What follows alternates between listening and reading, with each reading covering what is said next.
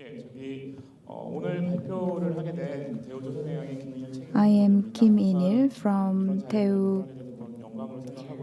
DSME. I am honored to make this presentation here today. I am going to talk about our large autonomous vessel and smart ship solution development. In the morning, I participated in the session about autonomous vessels, and I found that many companies are going through challenges, and I learned a lot from the morning session. In the afternoon session, I want to look at this autonomous vessel industry from a different perspective. There are many technologies required for autonomous vessels.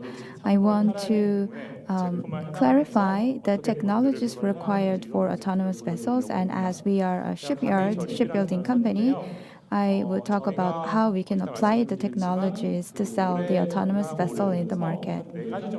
Last year and this year, we won a very meaningful contract that is worth hundreds of thousands of dollars. This is the content of my presentation. Some of you may see this for the first time. This is the introduction about our DS4. This is the deliver efficient, safe, convenient, and transport vessel. So in short, we call this DS4. We have 6 solutions. Recently, we added smart system. DSME has air lubrication system and other systems that we have been supplying to the ship owners. And many ship owners found it convenient to use our systems. And this is one of such systems, smart system. We have our own philosophy. First of all, we aim to use these different technologies to enhance the vessel's operation performance, and we will meet the ship owner's needs in a customized way, and we want to implement open solution. And we are trying to make a shipyard specialized solutions. We have delivered already 20 vessels, but we are latecomers. But our strategy is that we want to deliver various types of ships so that we can have track records. We have many ships in our order book. So our solutions are expected to be included, these naval vessels, by the end of October. Recently, we won a big contract for WBTI installation vessel. That includes collision avoidance assistance system. Collision avoidance assistance system will be included in that system and will be delivered in 2024. In the case of the wind turbine vessel, it is a coastal going vessel. It is 2022 now. We will automate the equipment and systems we developed so that ship owners can use our systems more conveniently. Our plan is to develop digital twin for 2023. I want to explain about this in detail in other slides. I think that autonomous vessels uses a combination of smart technologies. So the purpose of autonomous vessel, in my opinion, is the same as the purpose of smart vessels. We talked about autonomous navigation technologies, and of course we need onshore monitoring and control features as well as autonomous maintenance features. Some of these technologies were already developed and the others are under development. Below autonomous navigation, route planning, or collision avoidance and berthing assistance are included. Onshore monitoring and control includes various equipment, CBM, diagnosis equipment, digital twin, and onshore control. Autonomous maintenance also includes various systems that enable the vessels to conduct autonomous maintenance. I will briefly explain about each of the technology. On the left side, for the last 2 years, we have been working with ship owners to implement the route planning service for LNG vessels. Although the accuracy rate is low, for now, we are providing recommendation regarding the routes, and fuel consumption based on our route planning solution was reduced by 5.62%. We are also working on port interaction. So ships do not need to arrive at the port earlier and wait there for a long time, which will emit a large amount of CO2. So just-in-time arrival is very important.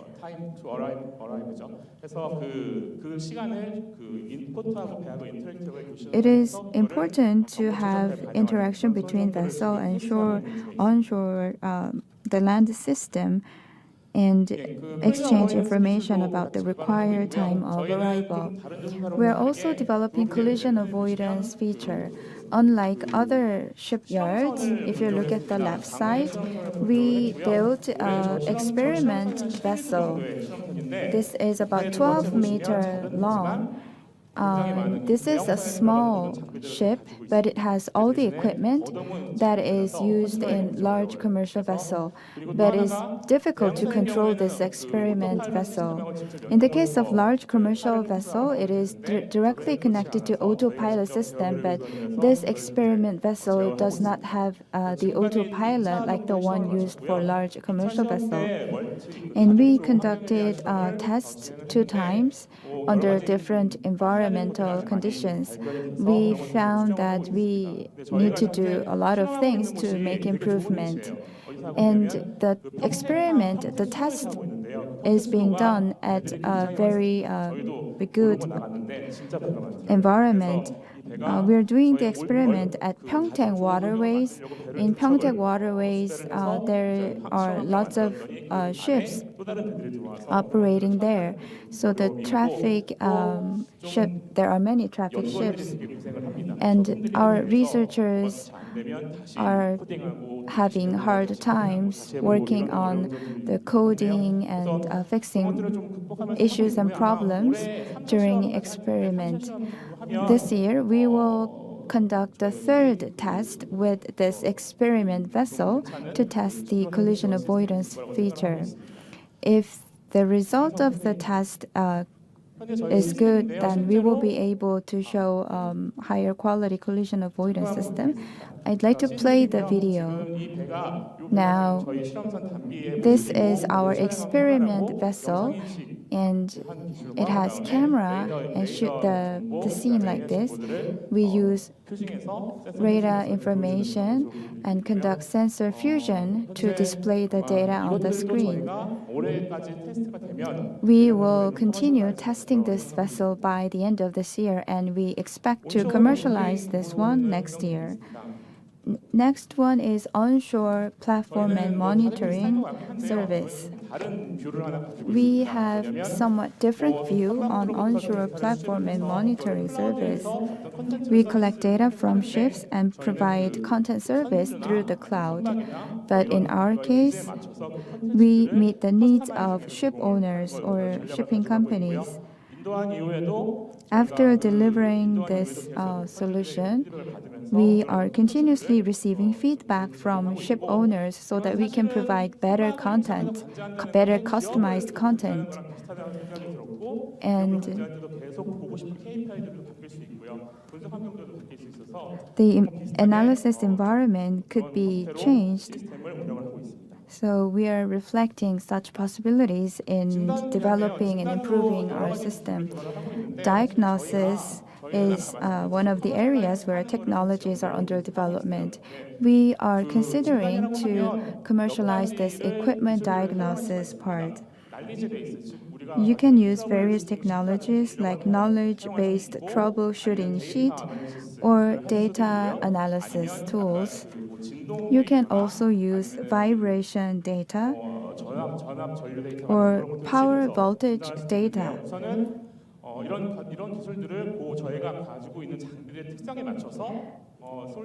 We are considering the characteristics of our equipments and systems before applying this technology. We should be able to monitor the status of our system, and we are letting the ship owners know when and what kind of repair and maintenance they need for the systems on the vessels. This is a diagnosis based on sensor integration, including vibration monitoring system. We install vibration sensors and we provide this diagnosis system to the ship owners.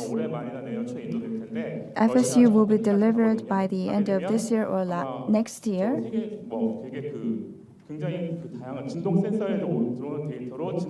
And we can use the data from various vibration sensors, and the data will be displayed.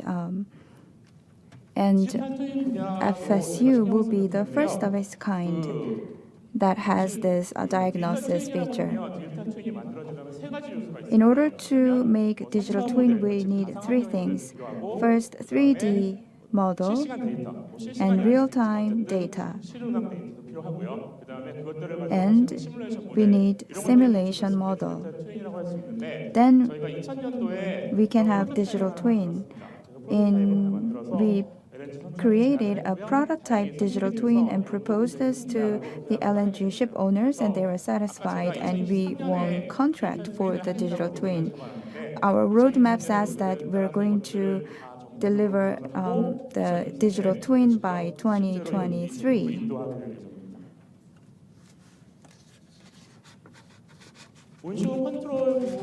Next is onshore control. We are working on several things for onshore control. As mentioned before, our experiment vessel is being controlled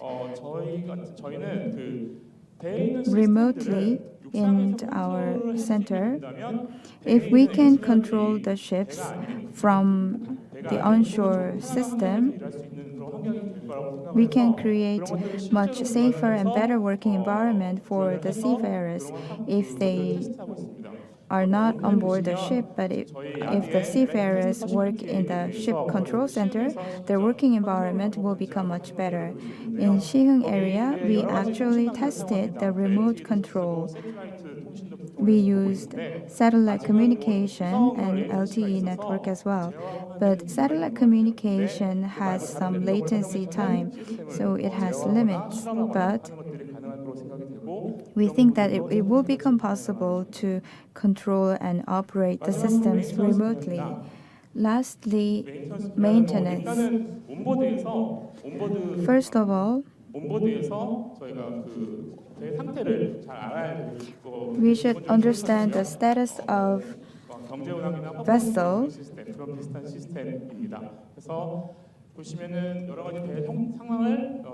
As you see here, we should collect various types of data from the vessel, and based on the data, we can identify the current operating status and situation of the vessel. And SPMS is also shown on the slide. We localize the system and are providing this to the customers. And autonomous operation is also included in our technology development. Many ship owners want their ships to be operated in an easier way through a simplified process. So we are currently working on autonomous operation, and we will be able to install this autonomous operation solution on the vessels that we're going to deliver for the future. And we are also developing an automation system that can analyze the usage or consumption of LNG fuel as well. We have air lubrication system or rotor system that we're going to provide in the future. We need to be able to operate the systems in a more intelligent and convenient way. For this purpose, we have developed or are delivering smart systems, as you see on the slide. If these smart systems are implemented, you can do the control and operation with just a single click on a button. So this will enable a more convenient operating experience. Lastly, maintenance. I have a question mark here. In order to implement autonomous vessels successfully, we should achieve self-maintenance function. This is not easy for ocean-going vessels. I hope that Korea will make more investment in the autonomous vessels development, including self-maintenance technologies. I think that we should discuss more about ideas to achieve self-maintenance functions in the autonomous vessels. I hope that there will be more investment in these technology development, and I look forward to cooperation with all of you for this technology development. This is a summary of my presentation.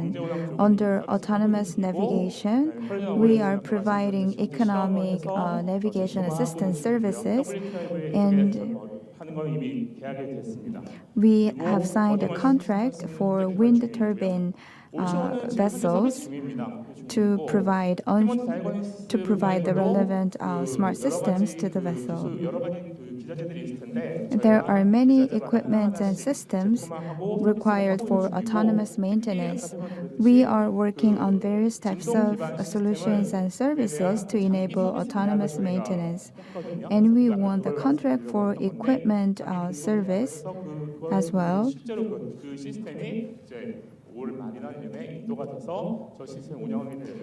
And the system is expected to be actually operated on board the ship. In the case of autonomous maintenance, onboard platforms are already installed on the vessels. By the end of October, we will deliver the first product to the naval vessels. As for autonomous operation, we have signed a contract to deliver autonomous operation function. Frankly speaking, we are not just concentrating our resources to collision avoidance. There are many technologies required for autonomous vessels.